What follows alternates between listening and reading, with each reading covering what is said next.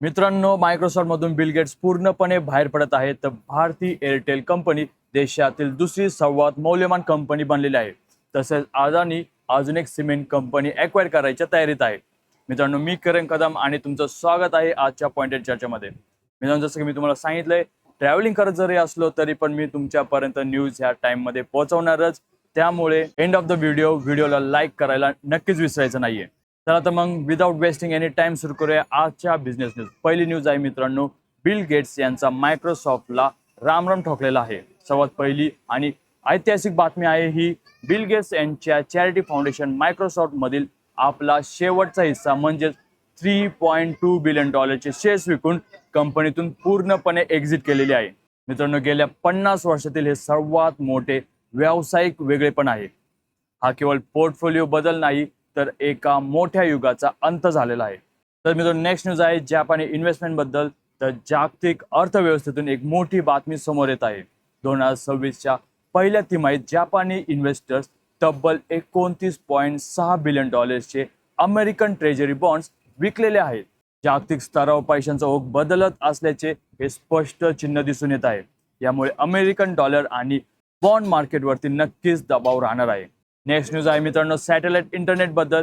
तर ॲपल आणि गुगलने भारतातील सॅटेलाइट कनेक्टिव्हिटीच्या नियमांवर आणि स्पेक्ट्रम वाटपावरती चिंता व्यक्त केलेली आहे. स्टारलिंक आणि ॲमेझॉनच्या या शर्यतीत तंत्रज्ञानाचा वाद भारतात आणखी किती पेटणार हे आपल्याला आता बघायला पाहिजे.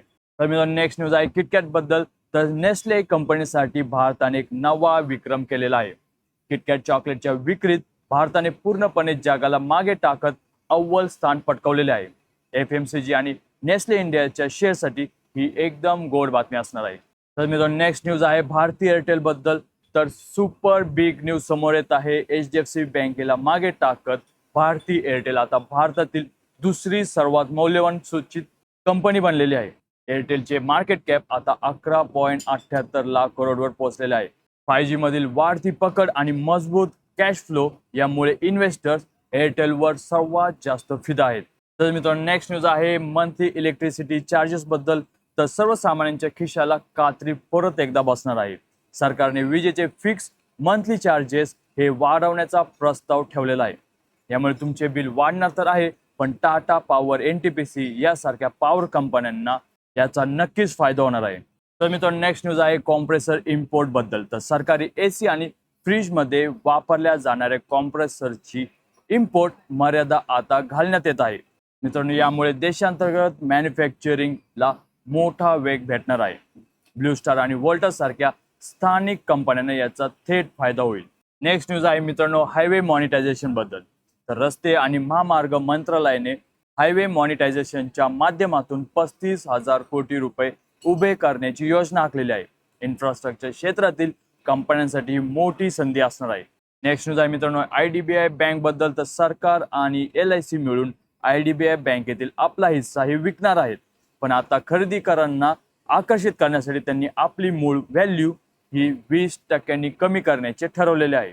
तर मित्रांनो, नेक्स्ट न्यूज आहे JP सिमेंट बद्दल. तर अदानी समूहाच्या अंबुजा सिमेंटने दिवाळखोर JP सिमेंट खरेदी करण्यासाठी 580 कोटी रुपयांची बोली लावलेली आहे.